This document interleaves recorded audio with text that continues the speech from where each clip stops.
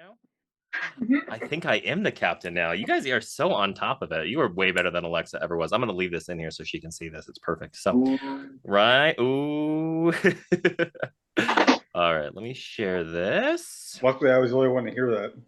Oh, I'm recording this, so she's going to hear it eventually anyway. So, alrighty. So I looked back at the video. Where we stopped off last time was equipment purchasing, and now we are moving on to the construction phase of the how to open a practice. So let's get going with that.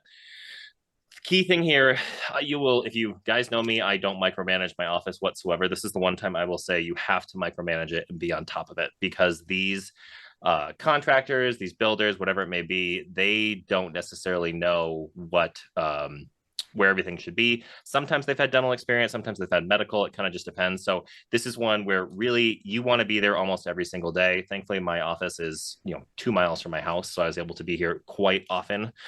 You want to keep on them for timelines as well. The delays are going to happen no matter what, but if you can get on them and kind of say, get this thing done. I mean, I got them upset enough that they had people working here on Thanksgiving Day because they were so far behind. So you want to keep on them for timelines.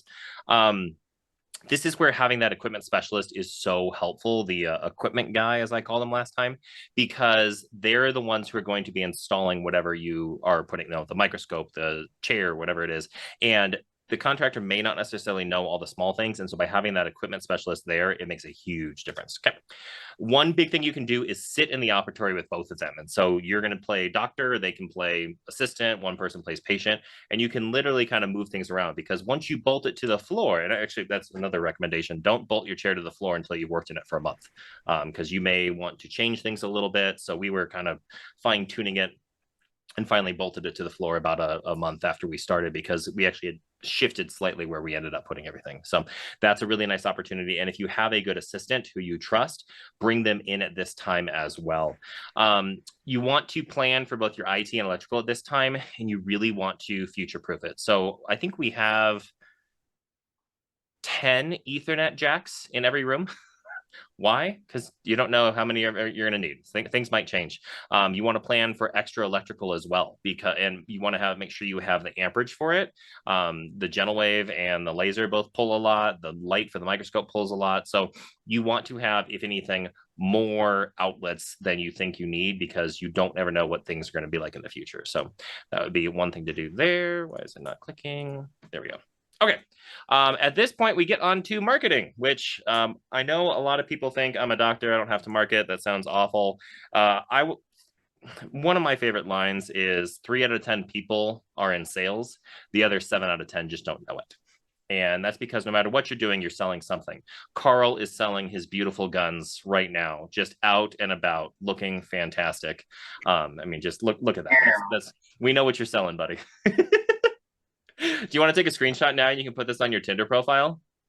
You're muted, buddy. I know he's muted. I had to razz him while he's muted. He'll get back to it eventually. So I don't even know how to see the screen anymore. I minimized it. You've been out for like a month, dude. Oh, there we go. So you're going to be selling yourself, whether that's the way you do root canals, whether that's the experience you're providing, you're going to be selling something. And so when you're marketing, you want to kind of remember your why. So for the first years, my why is I want to redefine endodontics by using a combination of technology and psychology to create an amazing experience, because everyone always hears, oh, the root canal is the worst thing in the entire world. And so with having that be kind of the theme that runs throughout our entire thing, it makes a huge difference in the experience that the patients have. So another thing to remember is they've done research into this. It takes about 8, we call them touches, of them hearing about you or seeing you until you actually get a conversion from a new office. So if an office is using an existing endodontist, it's going to take 8 times of them hearing your name, seeing an ad, having you drop things off, hearing it from other people, until they decide to give you a chance. So the more chances you get to get in the door earlier on, the better you're going to be. You want to hire a designer around this time to do your logo, to kind of start working on your website, because it does take time to get these different marketing things up and running. Social media, website, online presence, at this point, it depends on how good your contractor is and how long it's going to take. If you have a month, you want to probably have your website up about 2 months before, give or take. You want to have all your social media set up around that time as well, just so that people start seeing you. This is where you can start to do some advertising as well.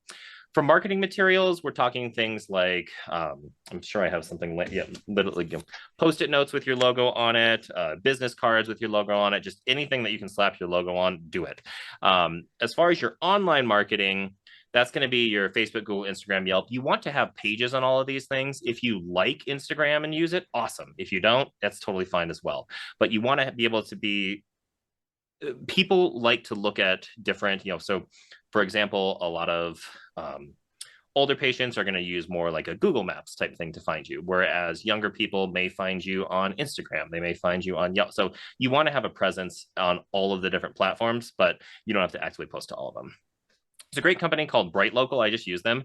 And they do this thing where they pretty much create profiles for you on every local website. So Angie's List, Yellow Pages, these little tiny ones you've never heard of. And it actually ups your marketing as well for when they're doing search engine optimization or SEO. So this was actually a cool thing that we did recently. And I think it cost like 120 bucks and I got 300 profiles made for me, and they're kind of permanent. So that's a cool thing you can do just to, if you're doing this yourself. You're going to want to have someone to help you with the website optimization for search traffic as well, because SEO is very difficult. Google is constantly changing their algorithm. And when you watch like the chart, it'll go up and then down and up and down. And it's nothing you did. It's them kind of doing these tweaks to the algorithm. And there's a lot of work that's done on the back end that's not visible that changes how visible your website is. So this is where you want to hire someone who's done this before. That would be my recommendation there. I use a company called Podium to get reviews.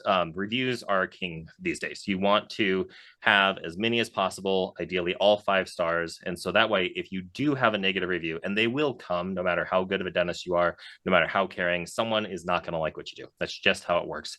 And if you have 95-star reviews and there's one 1-star review in there, people are going to realize, clearly it's still on the good side.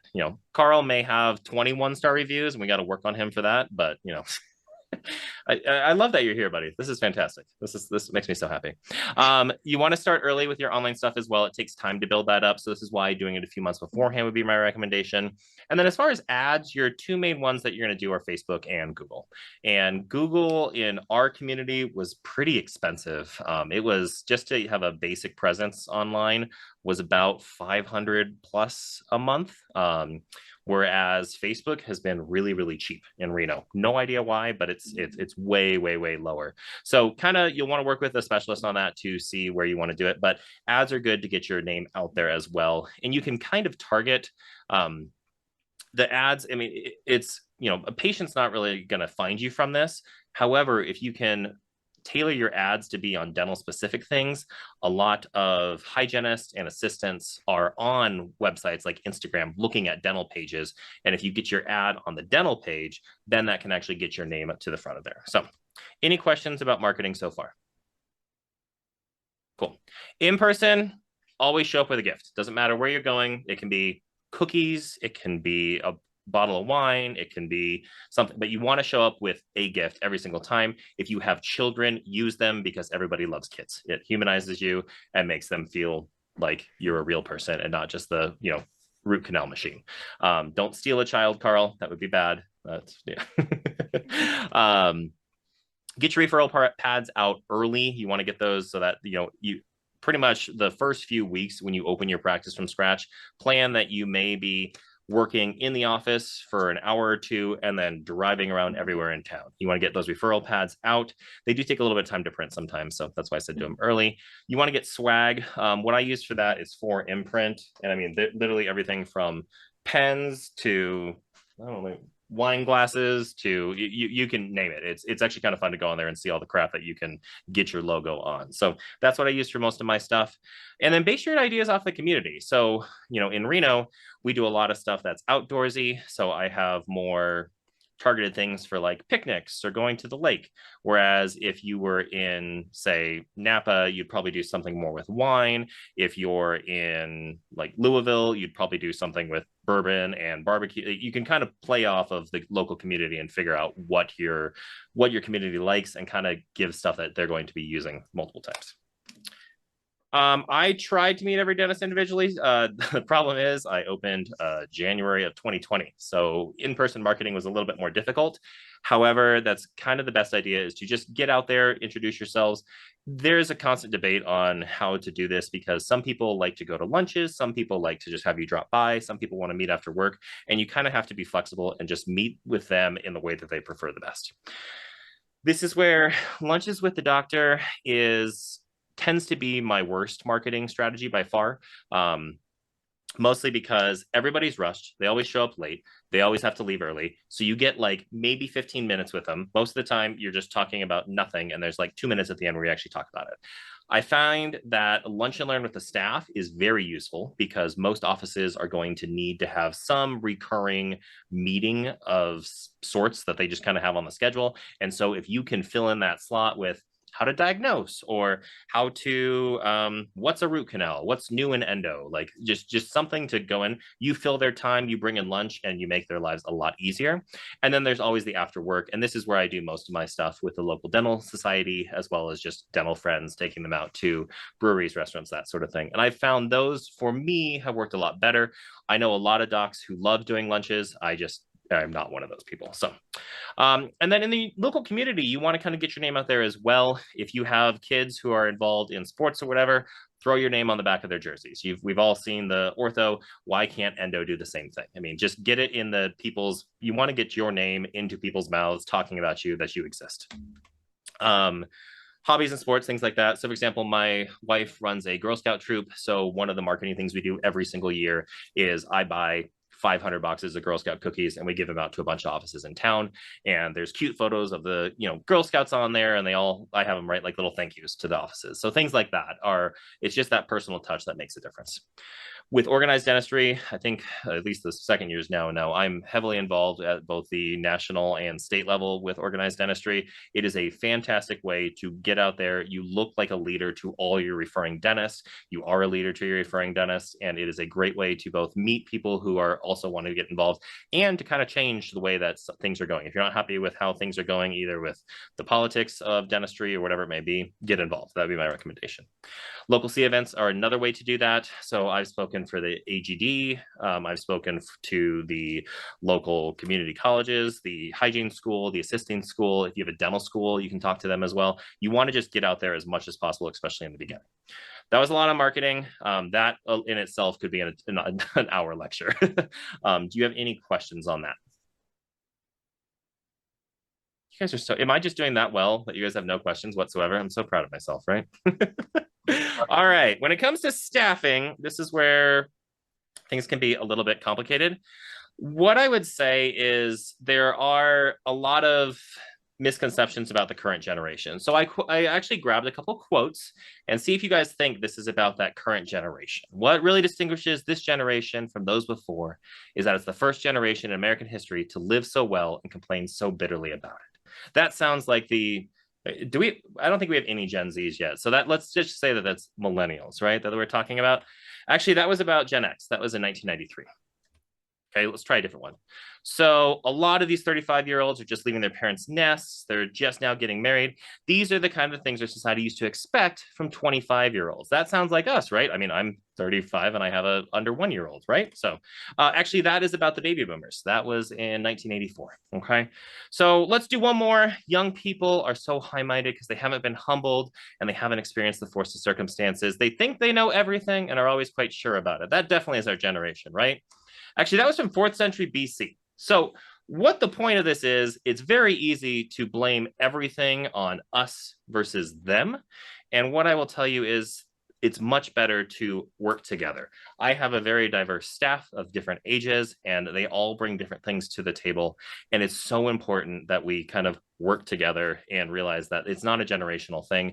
Everybody's had their struggles. And so that's the end of my TED Talk. Thank you guys so much. Also, it's a really cute, if you ever want to watch this, it's on HBO, or whatever the hell they're calling it now, Max, I guess.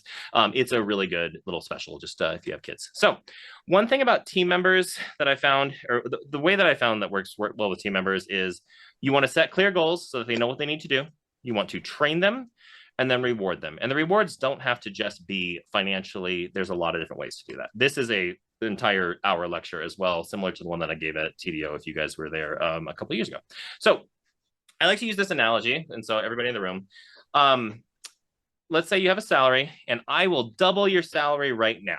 However, when you come in every day, I'm going to take a knife and I'm going to cut your hand for no reason. Okay. How many of you will do that? And I've done this in front of large audiences before, and you get one or two who are being silly and raise their hands, but no one really does it. So then you ask them a different question, which is, all right, we'll do the same thing again. I'll double your salary. I cut your hand with a knife. However, this time, whatever you care about, whether it's ending world hunger, homelessness, global warming, whatever it is, that cut makes a difference and it fixes that problem for you. Now, how many will do it? And you'll find that probably about 10 to 15% of the audience will actually raise their hand at this as well. And that is because people don't buy what you do, they care about why you do it. And so if you can get team members who believe in what you're saying of this is our why, we're here to redefine endo, we're here to make a difference in these patients' lives, they're going to stick around and be your most loyal employees. I think the best example I have is Jenny, my office manager. She has been offered, I think as high as $55 an hour to leave me and go work somewhere else. And she won't go because she absolutely hated that office, which is a different story. But she believes so much in what we're doing that the amount of money isn't important anymore. And that's what you'll find when you start hiring employees. So my advice to you is when you find people like this, keep them, reward them, and make sure that they are fully on board with you, and you'll do much better. So this is all leads to what Gallup, which they're not just the people that call you on the phone and annoy you, they also do a really good work into something called engagement. And so I was actually trying to find the new studies this morning. They haven't had the same question, so it's still from 2020. But only 22% of people think leadership has a clear direction, which means they don't know their why. 12% of companies feel like they do a great job onboarding, which means they're not actually training the people. So when you hire new employees, you need to be there. You need to be involved training them. 21% feel like they don't, or they have the feedback. So that means almost 80% don't actually get their goals. They don't know what they're supposed to do. 23% like their managers give them meaningful feedback, which means most of it is garbage. And only about 21% can actually change any of this. So the goal here is you want to get engaged employees. So what the heck is engagement? It is defined as the richest, happiest, and most productive lives are characterized by the ability to fully engage at the challenge at hand. So what does this mean for us? Stop micromanaging their team, give them the tools they need, and then get out of the way. My team right now is doing a lot of work while I'm giving this presentation, and I don't have to check on them. The reason I put this in here is because I've known a lot of endodontists, and we are all type A, and we all want to control everything down to that 0.5 millimeter that it's short at the apex, down to how the assistant does whatever it may be. Give them the tools, stop micromanaging, and get out of the way. Okay. Any questions about that? I know you guys haven't hired staff, so hopefully when you get to the point of doing that, you'll remember me saying this, and it will make a difference. It took me a while to learn these skills as well. That's what I'm trying to tell you guys. Okay. Standards, there's going to be a bunch. The ADA is going to be one of your best friends for that, as well as TDIC if you have access to it. You're going to need to have different forms. You're going to need to have forms that are legal in your state. You'll sometimes want to run these by a lawyer, but there's a lot of great resources available to you, both on the ADA's website and TDIC, which is a malpractice company as well. MedPro has stuff as well if you use them for that. So you're going to need consents. You need new patient paperwork, you need OSHA requirements, HIPAA requirements. So there's quite a few things that need to get done beforehand. And then there's going to be different state and local regulations, like posters that you have on your break room and stuff like that. So you will need to have an employee handbook, training manual, PTO guidelines, stuff for that. You have to have needle stick, workman's comp. I know it sounds like a lot to do all this, but it's really not. Once you get it set up, and there are a bunch of companies who will do this for you, once they're there, they're good. You're pretty much good to go. But I wanted to kind of show you that there are things that you have to do at the state and local requirements that are quite a lot. So this is kind of just a short list of what you need to do. As far as computers and software, use Dan. He primarily works with SLU grads. I think he's kind of not, haven't asked him, but I believe he's pretty selective in who he works with, and he likes working with us. He's absolutely fantastic. He's very fair in his pricing, and he does a great job. So like I said, for the hardware that you need, you want to work with Dan. Otherwise, if you're going to work with someone else, make sure they're local so they can help you out and they're used to dental. That's the other thing, is there's a lot of requirements for HIPAA that most IT people, if they're not used to working in healthcare, may not know. But really just work with Dan. This is where you want to spend the money on the nicer products, because your computers will slow down. They will age over time. And so if you get nicer stuff to begin with, then they're going to last you a few extra years. So it is worth it. And also, there's nothing more valuable than your time. If your computers are slow, or if you buy an office where the computers are slow, replace them with something new. You should never have to wait on a computer to process through a cone beam or load a program or anything like that. Okay, I use mostly Dell. I have a couple of Lenovo things, but Dell is what I use for most of my stuff. As far as software, you all know TDO from your SLU. There are a couple of different options there. TDO tends to be the best that I found. Mac versus PC, you can do Macs. It's a little tricky. There's not a lot of native support for it. My friend Poppy out of Nashville is trying to do a full office just based on Macs natively. So I will update you. I just saw her at the AE. She hasn't updated yet, but we'll see if she's able to do it, and I'll let you guys know. But most of the time, you're gonna have to run PCs on it. I use Podium for getting reviews, like we talked about. Pandora does the music along with Sonos in the office, but that's about it for software. It's Dan will get you guys all set up there. So, okay, this one's a little bit much. There are quite a few small items you're going to need. So this is my kind of all the things I could think of. And what I did is I put these are the companies that I get everything from. I'm supposed to go all at once, and these are not. Damn it. Okay, that makes me angry. Anyway, we're just going to do them all at once. So let's start in the upper left-hand side. Rotary files I get from Brasler. Hand files I get from Shine. Instruments are mostly from eBay. Cassettes are from Zerk. As you can see, those are kind of different ones. Let me see if there's any that you guys wouldn't know. Couple things. Ultrasonics I get from 3 different companies. My fluoride and SDF I get from a company called Elevate. They're kind of new as well. But you can see most of the products are going to come from Shine. I do get a fair amount from eBay, as you all know. Yeah, so there's a lot. If you guys are going through this process, I'm here as an advocate for you. So feel free to reach out. I'm not going to go through what I use for all of these because that would be way too long and boring. But if you have questions about it, I'm available to you. So the key that I like, does anyone know who this is, by the way? I'll give you bonus points if you do. No, nobody. Anybody here like racing? Anyone watch Drive to Survive? No? No. That's okay. That's all right. So this is Colin Chapman. He is the founder of Lotus, which you've probably heard of Lotus. And his line was always simplify, then add lightness. And when it comes to the office, what I've found to be very effective is simplify, then add redundancy. So you want to have extras of everything, but you don't need to have, for example, I have 3 different rubber dam clamps. I have a bunch of them, but I only have 3 because it's much easier for me to tell the staff, if it's a molar, you always use a 14, then, oh, well, sometimes you'll use this and sometimes this and sometimes this, and they just get confused. So I try with all the products that we use in the office to keep things simple, but then have a lot of them so you're never having to cancel a patient because you don't have anything in the office. And the reason this came up is a couple of my friends had worked at some offices that had truly ridiculous practices when it came to having products in there.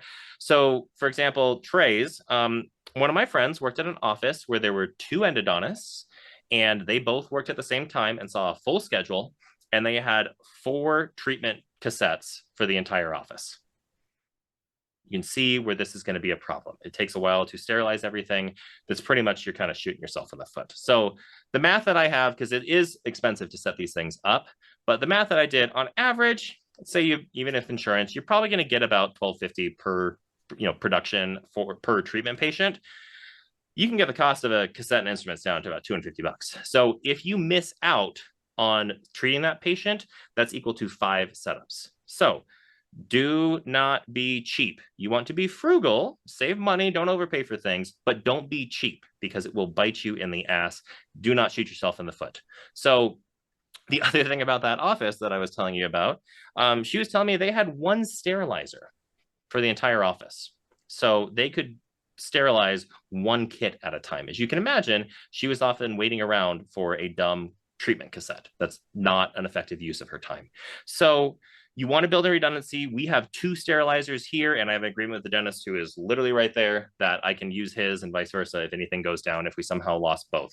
I also have 8 treatment cassettes because that's about the number of treatments that I see in one day. So worst case scenario, we could literally see an entire day of patients without running the sterilizer at all and be able to have everything be clean and sterile because we have enough. So you want to have redundancy built in. You want to be prepared for anything. If the power goes off, how are you going to still see patients? That's the question. So you want to be anti-fragile when it comes to that. A lot of stuff with regulations. You probably have a lot of these already. You'll need to get your NPI, which I believe all of you have. You'll need to get your dental license in the state. That you're going to want to try to start early.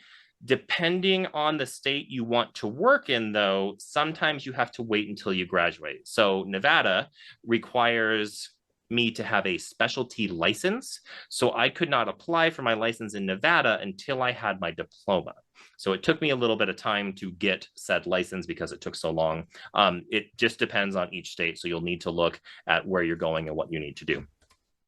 Sometimes you have to get a pharmacy license before you get your DEA, and that also is state dependent. If you're working in, like if you're going to like tri-state area or anywhere where you're working between different areas, you do have to get a different DEA number for each state that you work in. So I worked in both California and Nevada, had 2 separate licenses, 2 separate DEA numbers as well. So if you're going to be, you know, like St. Louis, Illinois type thing, if you're bouncing between those 2 states, you actually have to have licenses and DEA numbers in both, which is kind of annoying. Yeah, you're going to have a state and sometimes a local business license, depending on your city. You'll need a permit for radiology. You need a site permit from the dental board where they come and inspect and make sure everything's good. If you're doing sedation, you'll need that as well. Also, sedation kind of depends. For certain offices or certain states, nitrous counts as sedation, and you need to have a separate inspection for nitrous, which we had to have as well because we do have nitrous at the office. So it all just depends. You'll have to check based on your state's regulation. So like I said, with nitrous, you have to have spore testing, making sure you're in sterilizers work. The fire department has to come out and check. You have to have exit signs. You have to have your dumb employment signs that we talked about. If you use a laser, you have to have stuff for that. You need to have your medications and make sure those are checked.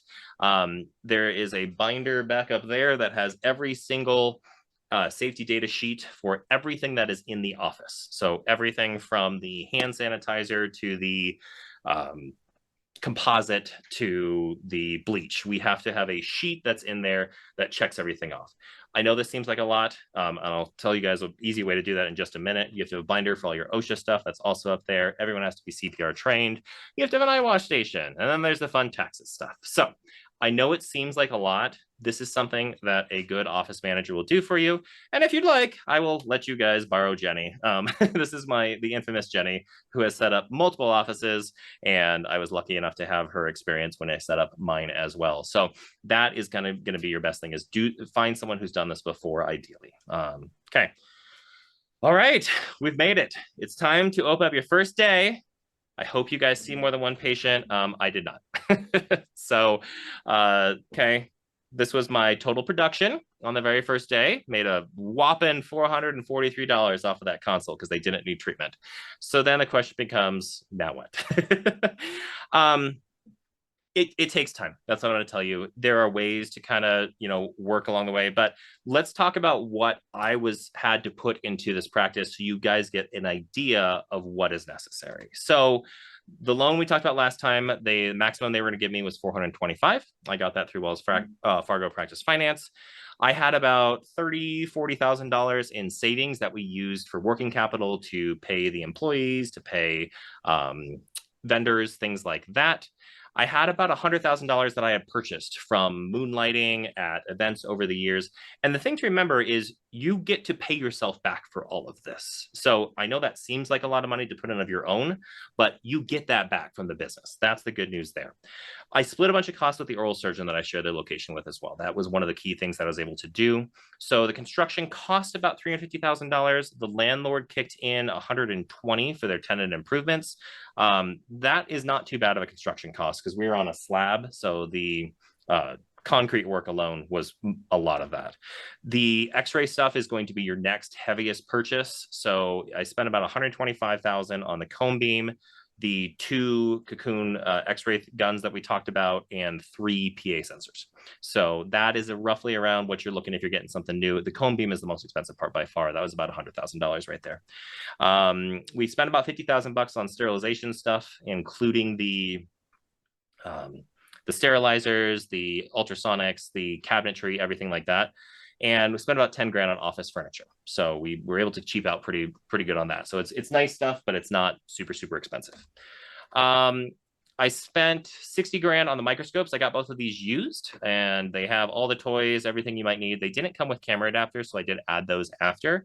But if you can find these used, like we talked about, that's a nice way to do it, especially because there are a lot of companies now who are offering aftermarket accessories. So if you need extenders, if you need the ergo wedge, whatever it may be, a bunch of companies work with Global, Zeiss, and it's kind of nice because it's not nearly as expensive.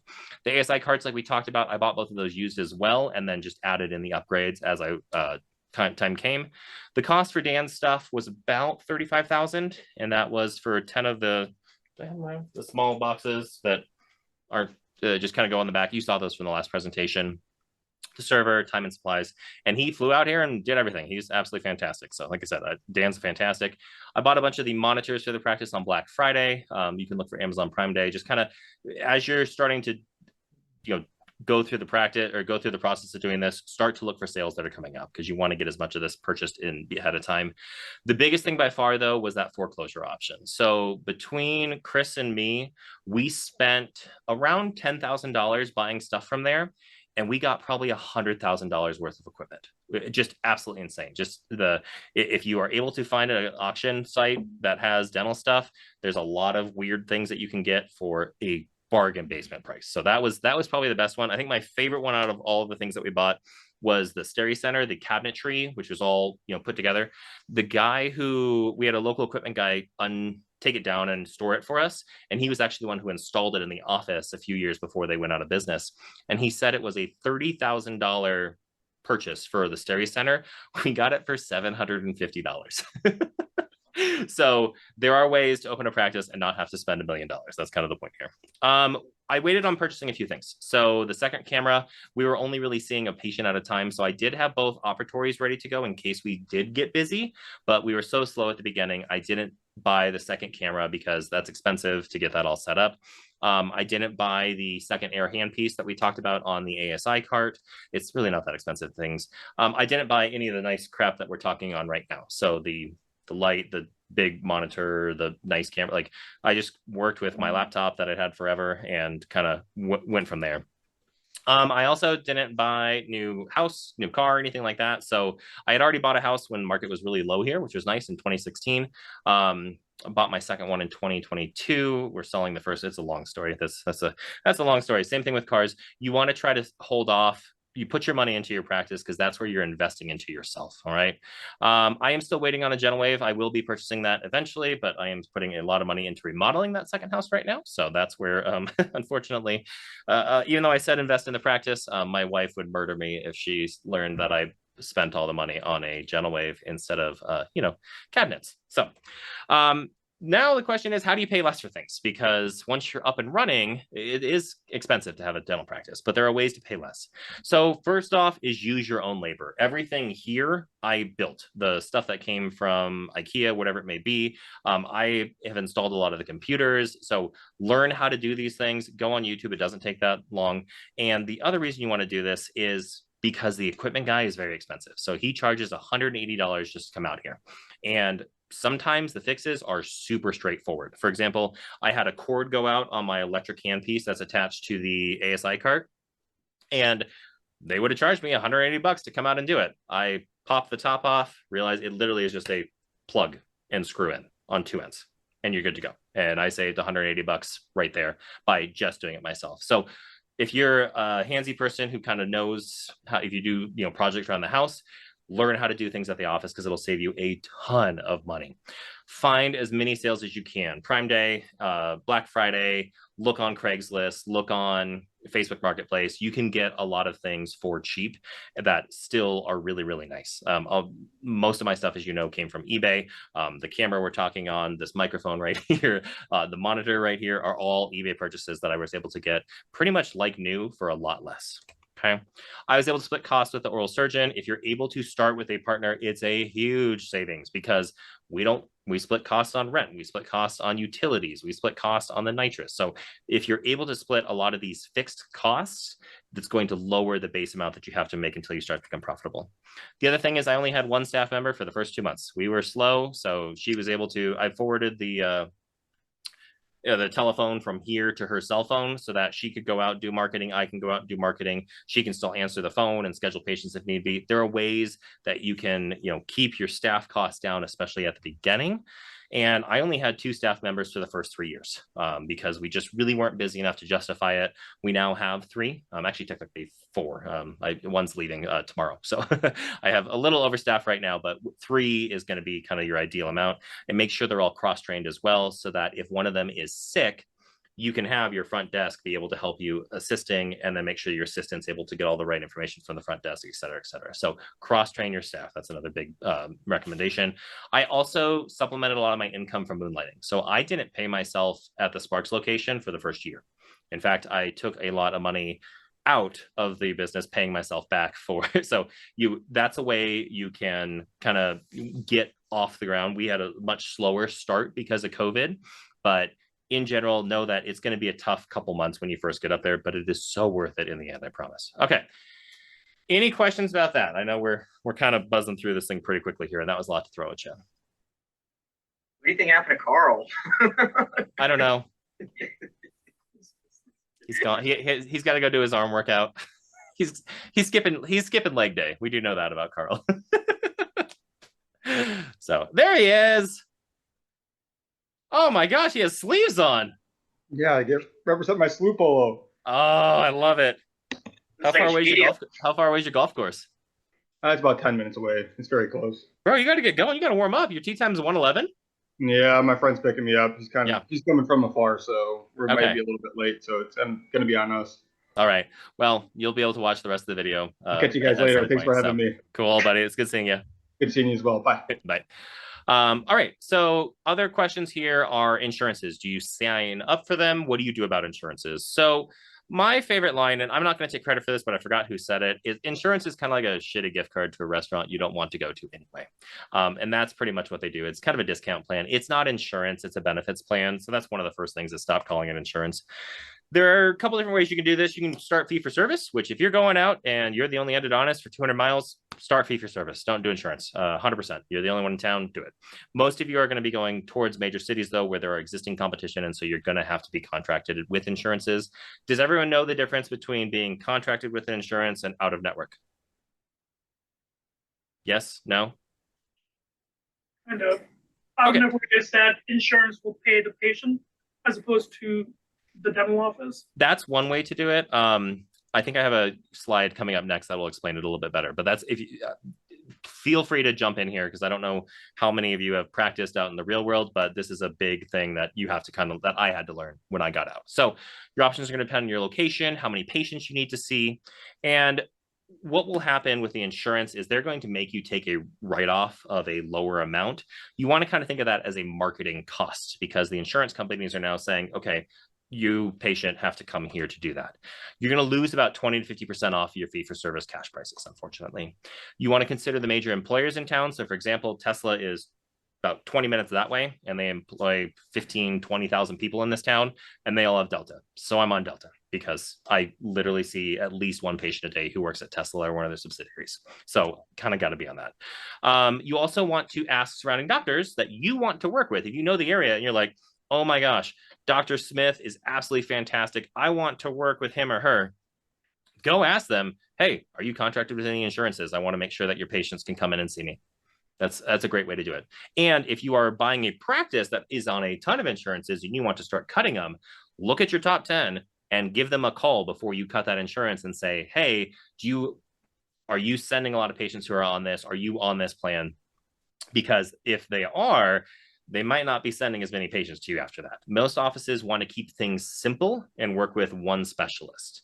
And if you say, oh, well, we could send it to Scott because he's on these insurances, but if you send it to Hannah, she's on these insurances, it's a little bit more complicated. So you want to find out which insurances work with your favorite dentist to work with. That's one kind of trick that you can do. If you're starting from scratch, you're going to need to be on something. Unfortunately, that's kind of the way to do it.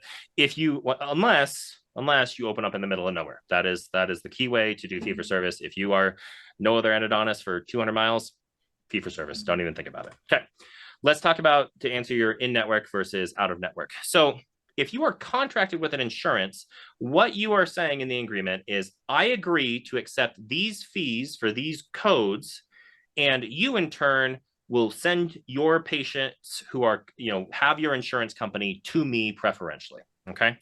So if you're in network, I'm just using the molar code kind of as an example. So full fee is $1,425. My contracted fee with Delta is $1,018. So that's a $407 loss right there. Delta will then pay, depending on the plan, about $500 to $800. The patient will then have a copay of about $200 to $500. All right. If you're out of network, you just get the full fee. But Delta then is going to pay based on what their coverage is for out of network. So they'll actually probably going to pay a little bit more. Your patient, however, is also going to have to pay more. And to what Rohan was saying, sometimes depending on the insurance, instead of paying you, the insurance company will pay the patient. And then they also have a giant sign when they pay the patient that says, look at how much money you could be saving if you went to Dr. Hannah, Dr. whoever in town, because they are contracted with it. So that's one of the things. If you're out of network, they'll do some real shady stuff of sending that to your patient of, oh, you shouldn't have gone to him because they're not contracted with it. So just depends. Delta is probably one of the worst, which is why the ADA is suing them in a bunch of different states right now. Different story there too. However, your office is going to collect that full amount. That's the big difference is if you charge $1,425 for a molar, you're getting $1,425 for a molar, whether it's from the insurance or from the patient, you're getting that money no matter what. So that's kind of how in-network versus out-of-network works. Any questions there? Did that clarify it a little bit, Rohan? Yeah. Good. Now, one of the things that we always talk about is how that maximum hasn't increased since the 1970s. If you talk to anybody, they're like, oh, back in the 70s, the maximum was $1,000 and a crown cost $200. And now the maximum's still $1,000 on a lot of these plans and a crown costs $1,200. There's a reason for that. And that's because most patients don't actually make their maximum. According to the plan, like the company who sponsors all of these plans, about 5% of patients actually hit their annual maximum per year. So with only 5% of people actually hitting that, there's no pressure on these insurance plans to increase the maximum. The problem is that copay. For most services, they are saying any major services, which would be crowns, sometimes endo, is only going to be covered at 50%. So if your build up plus the crown fee is $1,500, now the patient has to pay $750. And there's a great study that looks at, I don't know if I should did I put this in here? No, there's a great study that they do every year with the Fed looking at how many people would have trouble paying a $400 bill, like if it was a surprise $400 bill. And it's a lot of people. So the issue isn't that the maximums haven't gone up over the year. The issue is the amount that the patients are expected to pay is crazy high. So that's something that we are working on depending on the state that you're in. There's a lot of insurance reform that we're trying to do with organized dentistry. And that's one of the things that we'll be looking at is trying to reclassify major and the percentages that the insurance has to pay. So that's I could go on a very long tangent of what we have to fight, the fight against the insurance companies, but this is actually going to be posted online. So we'll have that conversation in private if you want to. All right. As far as fee for service, you're going to collect 100% at the time of service, or you can collect an estimated portion. Like we talked about, not a lot of patients are going to be able to have $2,000 cash to pay you for a root canal. A lot of them will, however, have some money that they can give you and then plan that the insurance is going to cover the rest of it. So you have to kind of, if you're working in Beverly Hills and all you want to do is see super rich people, go for it. But that option is not available to most of us, and we have to see patients from a wide variety of socioeconomic backgrounds. Okay. Question is also who's going to bill the insurance if you're fee for service. You do not have to bill the insurance if you are not contracted with them. You can actually give the stuff to the patient and the patient has to do it. That's not a great way to get a lot of referrals. Would be my recommendation. So we bill for all the insurances that we can. We can't bill for Medicaid, and that's a whole nother box of worms, but I don't think any of you are going to be working at a Medicaid clinic. Insurance fee for service is awesome. Everyone should have the goal to get to that, but it's very difficult to implement in a startup, especially in a larger city. If you're contracted, there are going to be rules associated with it. You have to bill everything you do to the insurance. You can't bill separate things to the patient and charge them more. You can actually get in a lot of trouble for doing that. You cannot treat insurance patients differently than someone who's in fee for service or out of network. So what that means is if you're, if you say, okay, for fee for service patients, we're just going to do that flat $1,400. We're just going to bill the D3330. But for the insurance patients, we're billing the x-rays, we're billing pulp vitality, we're billing a consult, we're billing the cone beam. You can't do that. You have to treat patients the same. So that's one of the things you have to do as well. Most of the time you're gonna have to bill the insurance and the patient isn't gonna do it. So that's gonna add time and cost to your staff time. They also have pretty much no regulations, which means if you call them and say, hey, I'm seeing Mrs. Smith tomorrow, she's getting a root canal, how much are you going to pay? And they say, oh, we're going to pay $800. And you bill everything and it comes back and they're like, psych, we're going to pay $500. They're not bound to what they tell you. And so insurance companies are really good at getting in between you and your patients, which is super annoying. Not that I have feelings about it. So get involved with whatever your state dental organization is, because that's where you can make a huge difference. We have had some amazing wins in Nevada with this last legislative session on getting insurance companies better under control. And if you do it, you have to agree to those contracted fees, which means I'm not going to charge patients more than what you say I can. And what we talked about, coverage tables are based on kind of what they say. All right. If you're out of network, generally the insurances are going to pay lower. Depending on the insurance, they'll send the check to the patient, like Rohan said. Sometimes it's great, sometimes it's horrible. I had one where in network they paid 90% and out of network they paid 80%. So we dropped them, obviously, because we want them. That sounds a lot better. And then also, how do you explain this to patients? Do you take my insurance? Well, the easiest way, if you look at what the professionals say to do, is we accept all insurances. We are contracted with some, and we are happy to bill. So make sure that we can maximize your insurance benefits. And just kind of explain it to the patients, because the insurance companies make this complicated on purpose so that the patients are mad at you, not at their insurance company. One thing you can do is, if you ever have to deal with a patient who has insurance issues, is to tell them, most people get this through their work, and say, talk to your HR department and let them know that you are unhappy with the quality of service that your dental insurance provider is giving you. And they will actually make a huge difference. I had one who they weren't going to cover this APICO. Turns out she was the head of HR for the regional bank. So she talked to the insurance company, and what do you know? They covered it at 100%. That's so crazy. So there are ways you can kind of play the system, but in general, insurances are kind of a mess. Okay, so as far as what we did, I'm contracted with Delta because we are still able to get their premier fees, which is higher. So that's nice. I'm with a group called Diversified, which is a big bunch of different companies. So we have some from MetLife, some from Blue Cross, but not all of them. And in generally, they're the higher end plans. So that's just a Nevada thing. That worked out for me.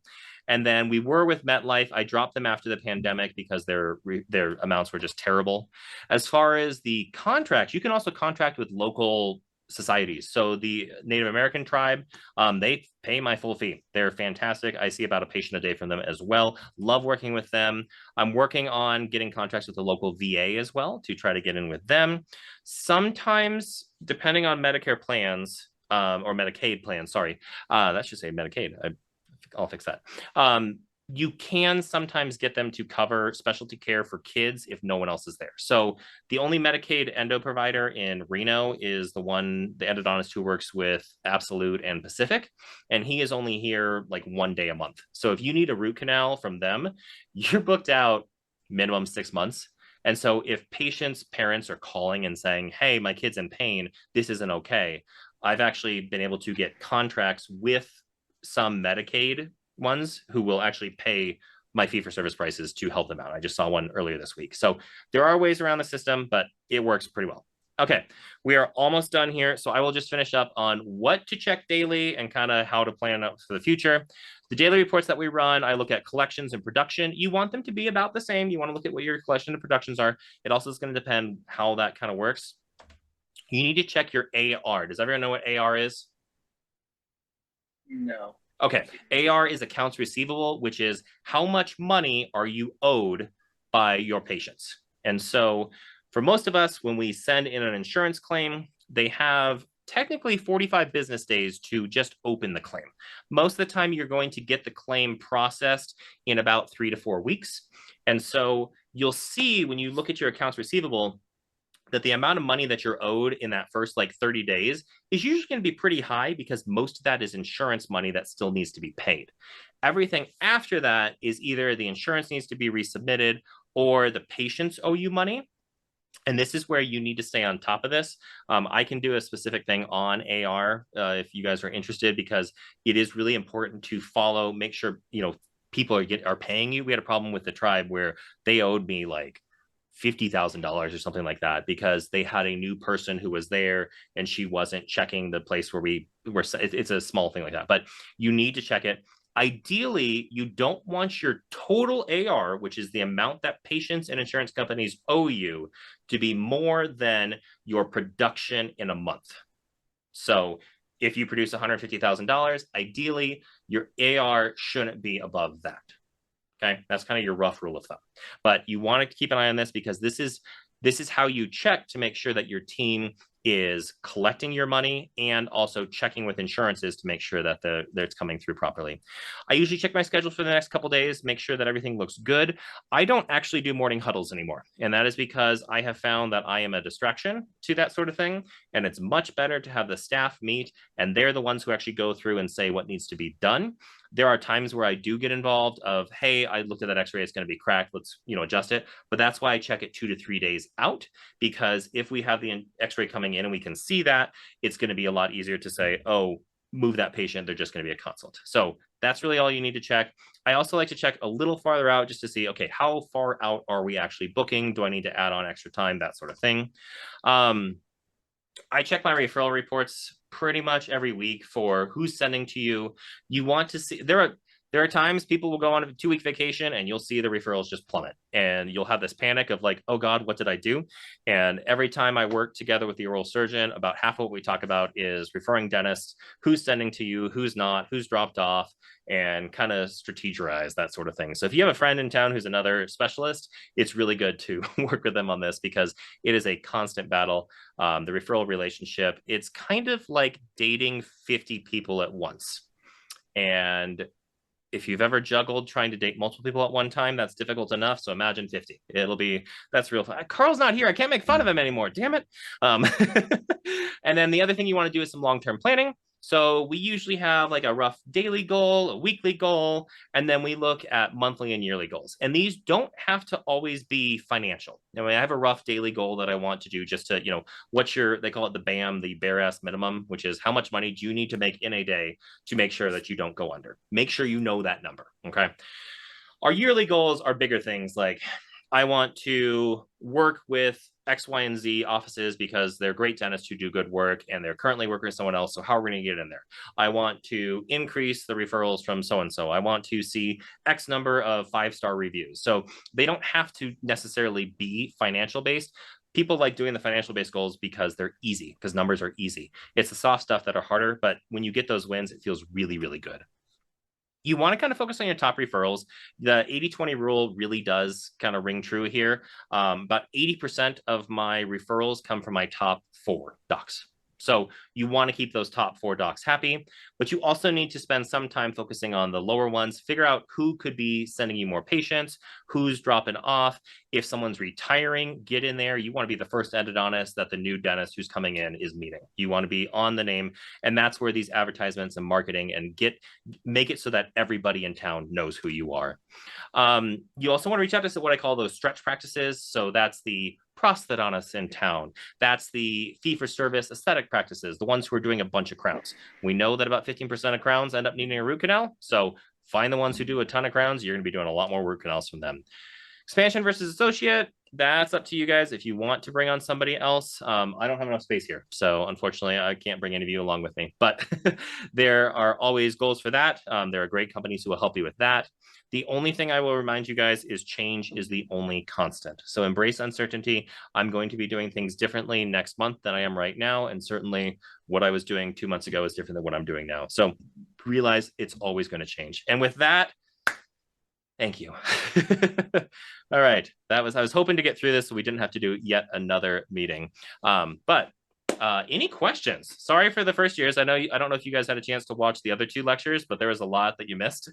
I'll send you all the link. Actually, can one of you send me their phone number so we can have the text thread just so that it's easy to contact all of you? Yeah, absolutely. Excellent. What questions do you all have? I know it's about time to clinic. What's my next one here? I think we might be good, but I appreciate the information. It was a great lecture. Yeah, and this is I know this is a little more probably involved than what you all need right now because you're not really thinking about it, but this is why I'm recording it. And so hopefully it can be useful to you in the future when you are starting a practice, or even 3-5 years from now. There are little tips in here that I wrote this of what I wish I knew when I was in your shoes. So hopefully that'll help. So I think we have another meeting at the end of the month, correct? I think we have the 30th. Cool.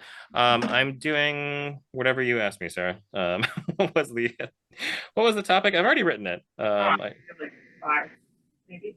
It was what? I gave you like 4 different ideas. So. It is endo failures. So that'll be a good one for everybody. We'll talk about what causes failures, how to address them, and that sort of thing. For first years, I will always have something I can present to you, but I also want to always have something that you care about. So if you're struggling with anything, let me know. I'm happy to. I probably have a presentation on whatever you struggled with, because we all have in the past. So if you want to know how to do calcified teeth, MB2s, surgeries, anything like that, I'm happy to get together the presentation for you. So, all right, guys, go do some root canals. All right. Seeing y'all. Okay, bye.